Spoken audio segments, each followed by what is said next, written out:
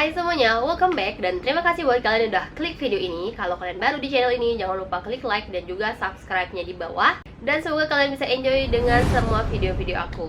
Kali ini aku bakal ngebahas tentang kasus penghilangan nyawa disertai dengan mutilasi oleh seorang laki-laki bernama Baikuni. Beberapa waktu lalu aku sempat membahas tentang kasusnya Dukun AS, yang dimana dia menghilangkan banyak banget nyawa seorang wanita. Dimana Dukun AS pada saat itu menghilangkan banyak banget nyawa wanita karena dia ingin mendapatkan kekuatan ataupun mendapatkan ilmu yang sangat-sangat sakti. Dimana seorang anak laki-laki yang pernah menjadi korban seksual pada saat dia masih kecil tidak menutup kemungkinan bahwa nantinya dia juga bakal melakukan hal yang sama. Dimana Baikuni ini menghilangkan nyawa para korbannya, anak-anak yang masih kecil berumur belasan tahun. Yang paling kejamnya dimana pelaku ini selain memperkaos si korbannya, dia sampai memotong-motong bagian tubuh mereka, yang dimana rata-rata korbannya itu anak belasan tahun. Nah guys, gimana kasusnya Baikuni ini? Kita langsung masuk aja ke ceritanya. Baikuni ini lahir pada 6 September tahun 1961. Dari kedua orang tuanya adalah seorang petani. Dan dia pada saat itu mendapatkan kekerasan baik dari keluarganya maupun olok-olok dari teman masa kecilnya. Nah guys, masa kecil Baikuni ini memang tergolong sangat-sangat sulit. Dia itu selalu mendapatkan ejekan dari teman-teman sekolahnya karena pada saat itu dia nggak pernah naik kelas, hingga dia itu cuma tamatan kelas 3 SD.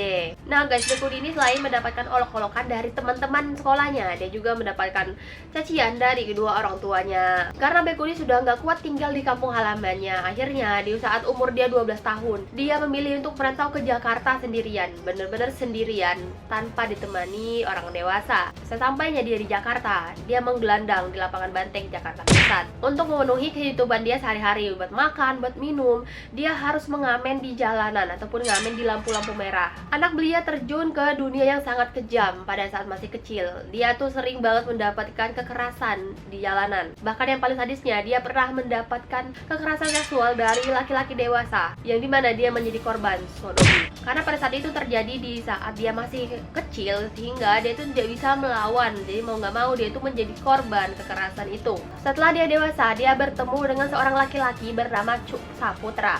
Nah, Cuk Saputra ini adalah seseorang yang mengajak si Baikuni untuk ke Kuningan, dimana dia di Kuningan itu mendapatkan sebuah pekerjaan harus menjaga kerbau-kerbaunya. Nah, di Kuningan itulah dia bertemu dengan seorang wanita yang sangat dicintainya pada waktu itu. Dia menikah pada umur 21 tahun. Tetapi walaupun dia sudah menikah, jiwa dan raganya itu masih terbelenggu rasa trauma yang dia alami saat dia masih kecil. Sehingga nih guys, mohon maaf, walaupun mereka berdua sudah menikah, Baikuni ini tidak bisa melakukan hubungan layaknya suami istri.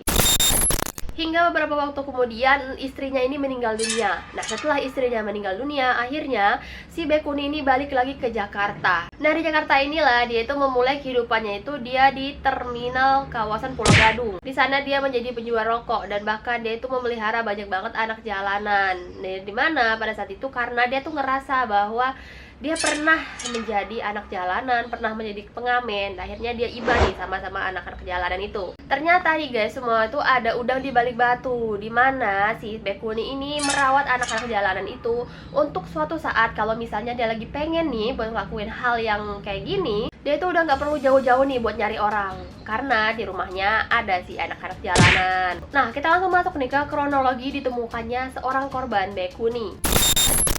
Sehari-hari Baikuni ini selalu dipanggil dengan sebutan Babe nih sama anak-anak jalanan. Dimana subuh-subuh ditemukannya tubuh tanpa kepala di dekat jembatan banjir kanal Jakarta Timur. Pada saat itu nggak ada yang tahu siapa pemilik tubuh tersebut.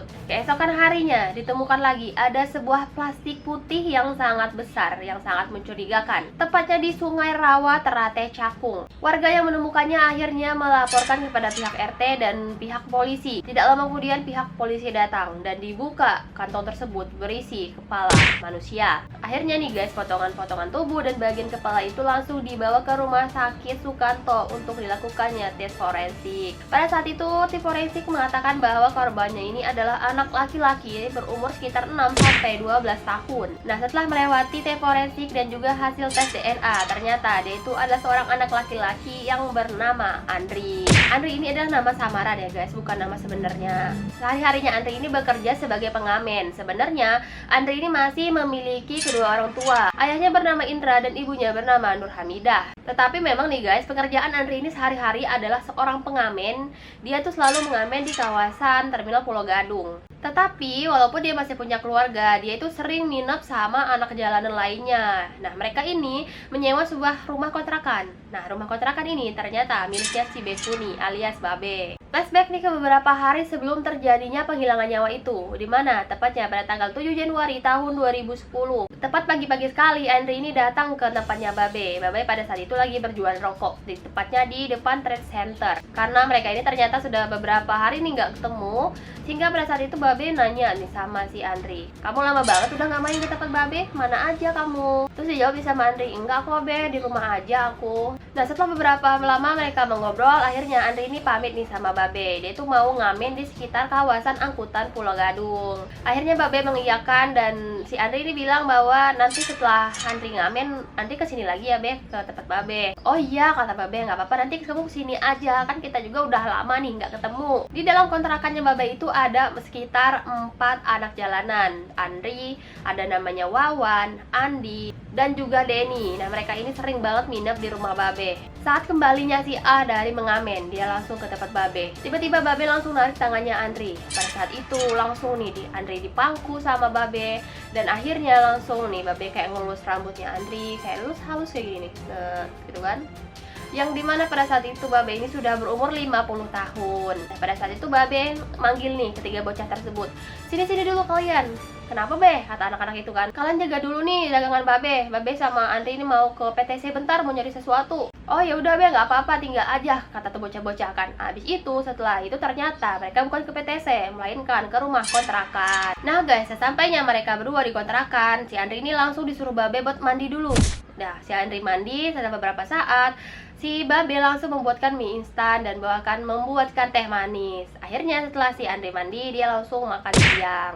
Sembari Andri makan, si Babe langsung menonton televisi. Setelah selesai, akhirnya Andri berdiri di samping kamar tidur. Pada saat itu, Babe langsung masuk ke kamar dan sembari ngunci pintu kamar. Di saat itulah nih guys, Babe langsung melakukan aksinya. Dia ngajak Andri buat berhubungan badan. Pada saat itu Andri ini menolak. Nah, karena Andri menolak, akhirnya Babe ini langsung naik pitam. Karena penolakannya Andri, Babe ini sangat marah. Bahkan pada saat itu dia langsung gelap mata. Dia langsung mengambil tali rapia yang memang berada di bawah rak baju dekat dia. Dan akhirnya Andri langsung dijerat sama tali rapia sama Babe. Andri ini langsung dijerat sama tali rapia dari belakang nih sama Babe, sembari Babe tuh neken kepala sambil kayak gini. Paham nggak kalian? Kepalanya si Andri diteken, terus tali rapianya itu sambil ditarik kayak gini.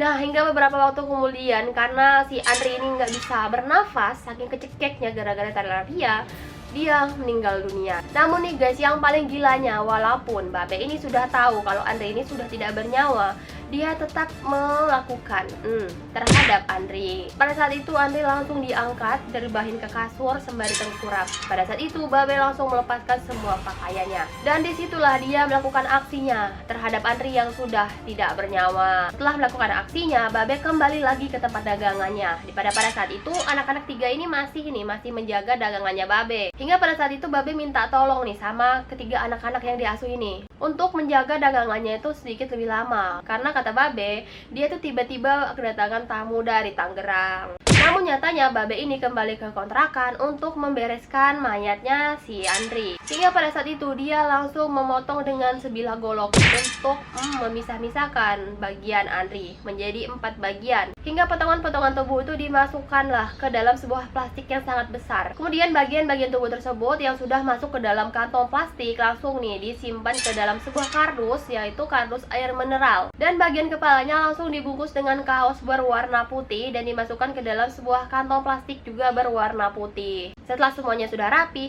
Babe kembali lagi nih ke tempat dia berdagang. Nah, pada saat itu selain dia menutup warungnya, dia juga menjemput 3 anak jalanan yang dia asuh yang menjaga warungnya pada saat itu. Hingga mereka kembali ke kontrakan itu sekitar pukul 9 malam. Nah, di saat mereka sampai di kontrakan, ternyata bagian tubuh dan juga semua-muanya itu masih berada di luar rumah. Kardus itu masih ditaruh di bawah meja di depan rumahnya. Jadi tubuh-tubuhnya itu belum dibuang sama Bekuni. Hingga pada hari Jumat 8 Januari tahun 2010, Bekuni alias Babe ini langsung nih dia melakukan aksinya sekitar sekitar pukul 3 pagi, dimana dia pada saat itu diam-diam keluar rumah untuk membuang semua bagian-bagian dari Andri. Nah, bungkusan yang sudah berisi kepala diletakkan di pinggir jembatan Warung Jengkol, Pulau Gadung. Sedangkan kardus berisi potongan kepala si A dia buang ke sebuah tempat dimana di dekat kawasan banjir Kanal Timur. Hingga nih guys, 2 jam kemudian akhirnya ada seseorang saksi yang menemukan satu kardus yang berisi bagian tubuh dari si Andri. Hingga pada saat itu langsunglah dilaporkan kepada pihak RT setempat dan juga kepada pihak polisi. Nah, ternyata korbannya si Babe ini bukanlah Andri yang pertama, melainkan yang pertama itu dia sudah melakukan penghilangan nyawa itu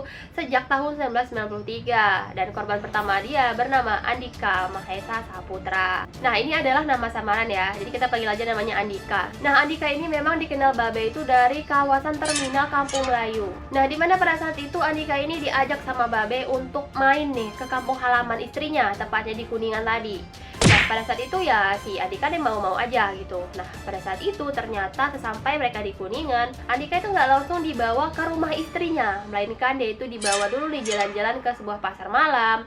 Dan setelah itu dia dibawa ke sungai, memang dekat di situ, namanya Sungai Ciwaru. Di tempat itu ternyata Andika tiba-tiba ditenggelamkan di dalam sungai tersebut, dan akhirnya dia meninggal dunia. Setelah Andika ini meninggal dunia, Babe langsung angkat bagian tubuhnya. Nah, setelah itu dia melakukan hal yang gak senonoh nih pada anak itu, walaupun posisinya anak itu tuh sudah meninggal dunia loh. Dan setelah itu anak tersebut langsung ditinggalin begitu aja. Jadi Babe ini langsung kayak nggak ada apa-apa, langsung pergi meninggalkan orang yang sudah dia bunuh. Rata-rata korbannya Babe ini tuh sekitar umur 10 sampai 12-an tahun lah. Hingga nih guys, pada tanggal 6 Oktober tahun 2010 dia dijatuhi hukuman penjara seumur hidup oleh Pengadilan Jakarta Timur. Tetapi Bekuni ini nggak terima sama hukumannya. Hingga pada akhirnya tanggal 18 Januari tahun 2011 Bekuni ini mengajukan banding. Tetapi bukannya berkurang hukumannya, malah dia mendapatkan hukuman mati. Meskipun hukuman mati itu sudah dijatuhkan dari sejak April tahun 2011 nih sama Bekuni,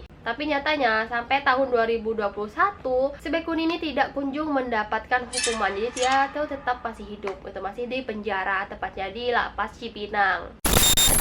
Pada dasarnya nih guys, Bekuni alias Babe ini sepertinya dia itu menderita sebuah penyakit pedofilia, homoseksual, dan juga kelainan kejiwaan. Karena di waktu dia masih kecil sering mengalami trauma yang sangat mendalam, menjadi korban seksual, hingga dia juga menjadi seorang pelaku. Dan dia cenderung memilih anak-anak jalanan, karena bagi dia itu adalah anak-anak yang sangat mudah lah buat didekatin. Nah, itu dia guys, kasus Bekuni alias Babe yang pada saat itu tergolong sangat-sangat kejam, dimana dia itu korbannya masih anak-anak umur 10-an sampai belasan tahun loh. Dan gimana menurut kalian kasus ini? Apakah seseram itu? Dan menurut gue sih serem banget sih. Nah guys, sampai di saja video kali ini. Dan kalau misalnya kalian suka bisa klik like, komen, dan juga subscribe-nya di bawah. Dan buat ya kalian yang udah subscribe, terima kasih banyak. Dan nantikan video-videoku berikutnya, bisa ambil yang baik-baiknya, buang yang buruk-buruknya dari video ini. Dan sampai ketemu lagi di videoku berikutnya. See you in the next video and bye-bye.